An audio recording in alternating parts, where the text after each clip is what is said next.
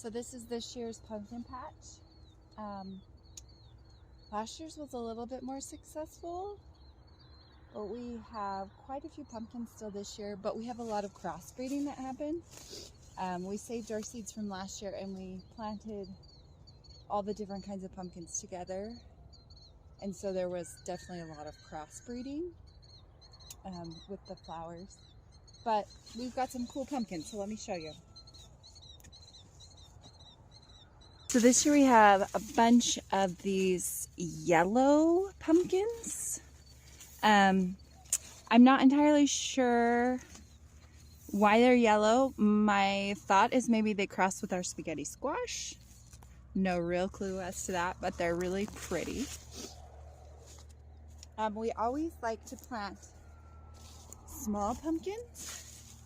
And this year our small pumpkins are much more round, like a jack-o'-lantern, versus having the real squat and ridges. Here's another good example here. Nice and round.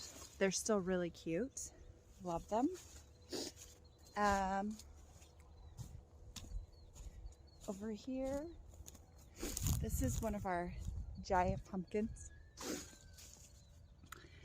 And you can see with my hand here, it's pretty big. It's not as huge as some of ours last year, but our watering was a little bit off this year, and that does make a difference with pumpkins.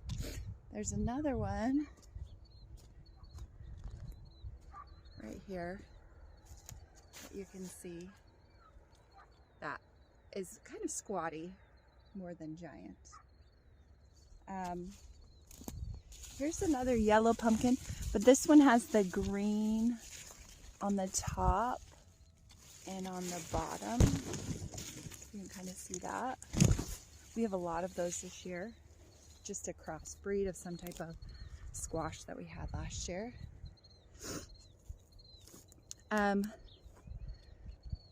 What else? Let's see. We did get a few white ones this year, not as many. They're up in here. See if we can find one. I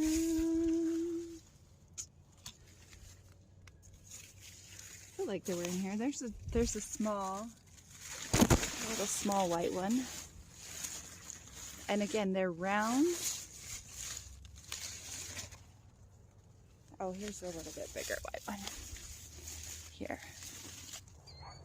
So you see some of our pumpkins crossbreeded. So this really should be more of like a regular like winter squash, but it's a big pumpkin instead of a small one. And so that's something to think about when you're planting pumpkins. If you plan to save the seed, you would want to divvy out your different types of pumpkin and different seeds so that you don't end up having a lot of crossbreeding. We don't really mind because we just put them on our porch, decorate our property, and share with friends and family. But if you plan to sell them, make a little money off of them, then you want to be a little bit more careful. The first year it doesn't matter, right? Your pumpkins will come out whatever the seed is.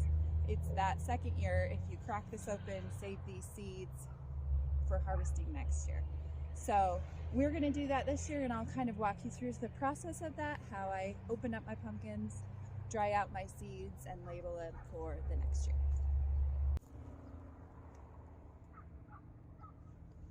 Next step in the process is picking your pumpkin that you want to preserve. So pick a pumpkin that looks pretty good. Doesn't have a lot of blemishes, is kind of the shape and size you want.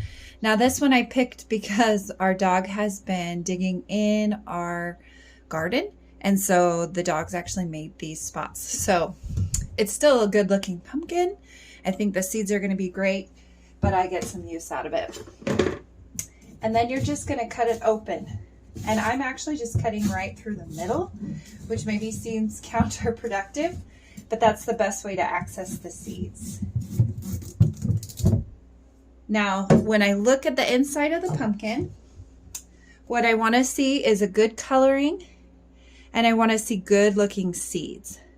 If they don't look good, or if it's rotting on the inside, you don't want to use or preserve those seeds, because what's going to end up happening is you're going to have issues with the seeds possibly molding, or there just could be something wrong with it. So you just always want to pick the very best. And then what I'm going to do is just kind of scoop out the middle. And since you cut it in half the way you did, it makes it a lot easier to scoop. You can get underneath those seeds and in where all the guts are, just like this, scraping out the bottom. Okay, once I have all the guts, then I just use a little strainer. You could use a colander too if it doesn't have too big of slots. If it has too big of slots, then it can be a little bit counterproductive because your seeds are just going to fall in the sink, and that's not what you want. So I'm just pulling out my seeds and I'm going to put them right into this little strainer here. Okay, and then this extra piece of pumpkin, we're going to give that to the chickens. It's not going to go to waste. If you have pigs, pigs like it too. Okay, now what I'm going to do is you see that I am rinsing these seeds, and in the process of rinsing them, I'm removing them from the pulp that's on the inside. Now there's different sizes of seeds. I don't need these tiny, see the difference between those? These tiny ones aren't going to do anything. They're not going to germinate. But I can still keep that pulp and those tiny seeds to feed to animals. Like I said, the chickens love pumpkins. They get really tired of them after a while though. We feed our chickens a lot of pumpkins, and they, you know, by the time Christmas is over and we're into the new year, they're about ready to kill us for all the pumpkin seeds and pumpkins that they consume. They'll usually still eat the seed, but they get tired of the flesh for sure. Okay, just trying to preserve as many of those seeds as I can. Doing this a little one-handed, so. And then it doesn't really matter if you get these seeds wet. You don't have to. You can just ensure that they, you know, stay a little drier by not rinsing them. That's fine too. You can also use two hands. I'm just using one for this because you can see it a little bit better. But if they get wet, it doesn't matter because you're going to sit them on your countertop to dry. And so they won't start germinating, or they shouldn't. At least I've never had an issue with it. So that's just my experience, at least. All right. So we're getting pretty close here. Getting as much of the pulp out and as many seeds as we can. Now, like I usually suggest with all of my seed preservation, don't just take seed from one pumpkin. Okay, cut into a couple of pumpkins. If your kids each get a jack-o'-lantern from the store, take seeds from each of those jack-o'-lanterns if you want to preserve them. That way, if for whatever reason the seeds just don't produce and don't germinate, it could be just that pumpkin is the reason. And now you have seeds from several pumpkins instead of just one. So I'm just going to rinse them off here, get as much as that extra little bit of pumpkin guts out.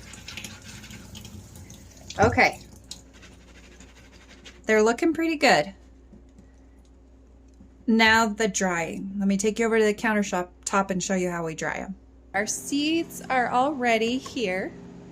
And what I'm going to do is take a couple pieces of paper towel and just layer them together.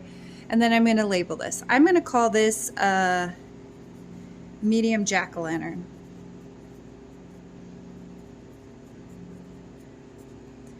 And then I'm going to place these seeds right onto my paper towel. And I'm going to spread them out just a little bit. And they are very wet, and that's fine. That's the whole purpose of the paper towel. And now this paper towel is labeled with what they are, and it's going to sit on my countertop for a couple of days until it starts to dry. And once it dries, we'll take you to the next step. But during this process, we'll be moving the seeds around, just ensuring they completely dry before we store them. Let's get some of our pumpkin seeds stored up for the winter. So let me kind of show you some of the things I've done in the past. We have used Ziploc bags before. I wouldn't recommend it. Pumpkins sometimes still, even after drying for a week or 2 or 3, still have a little bit of moisture in them and will get mold and mildew, which sometimes it matters, sometimes it doesn't. I have made pretend little envelopes, and you can kind of see on some of these there is a little bit of mold and mildew on them. Yeah, you can kind of see right in there. There's some mold on there. Does it matter? Sometimes it doesn't. But you want to be careful, because if this bag gets mildew and it's next to this bag and it's next to this bag, then you might be spreading that. You don't want that. Here's some of the medium ones. These actually all look really good. So these are our last year's seeds that we saved from last year. And you notice that I always label them. These are medium, these are giant, these ones are large. These ones are white acorns. Sometimes I'll put where I got them from. So we have a local farm here that we got some squash from one year, some white acorn squash, and that's where these are from. So I always label my packaging. Sometimes I make my own envelopes. You could buy actual envelopes. You could use brown paper bags. That's what I have tended to do currently. I'll get some brown paper bags from the store, or sometimes you get these for free. You know, you go buy ice cream or a card or something, and they'll put them in a brown paper bag. And typically I will actually trim these in half so that I have like a smaller bag. Okay? So on this one, I'm just going to leave it big for the moment. I'm going to label it large jack-o'-lantern. And then something that I should be doing and I haven't been doing is putting the year on it, the year that I've harvested the seeds. Okay? You should do that, because the older the seeds get, the less likely they are to germinate. So I have, these are all from last year, and I have a lot still, right? I don't necessarily need this many. I can hang on to them, or if I harvest enough from this year, I can get rid of them. Typically I'll keep 2 years worth of seeds and maybe plant some of last year's and some of this year's in the following spring, just to ensure that I have a crop, because you just never know. Now, the other thing that you have to remember when harvesting seeds, especially with squash, but with all of your seeds, is that they are going to cross-pollinate to a certain extent. So these are my large jack-o'-lanterns, because I've labeled my paper towel here, but next year they could be different. And that's actually a really good story, because we planted pumpkins in one area last year, and then this year we planted them somewhere else, and we had some volunteers come up.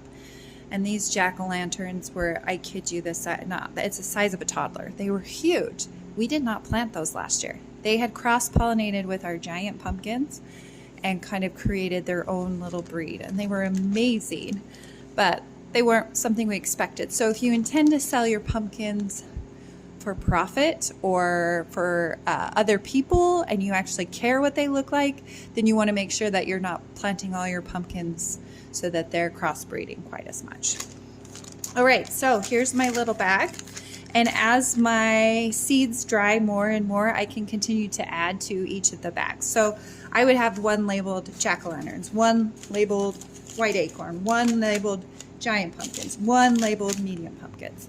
Now, are they always going to be exactly that the following year? Not necessarily, but at least you kind of know where you're at. And so then when the spring comes and you sit down and say, this is what I want to plant this year, you have everything labeled, you know how many seeds you have of each, and you know how much that you can plant. That is how you preserve your pumpkin seeds for next year. I hope this tutorial was helpful for you, and make sure if you have any questions to add them into the comments.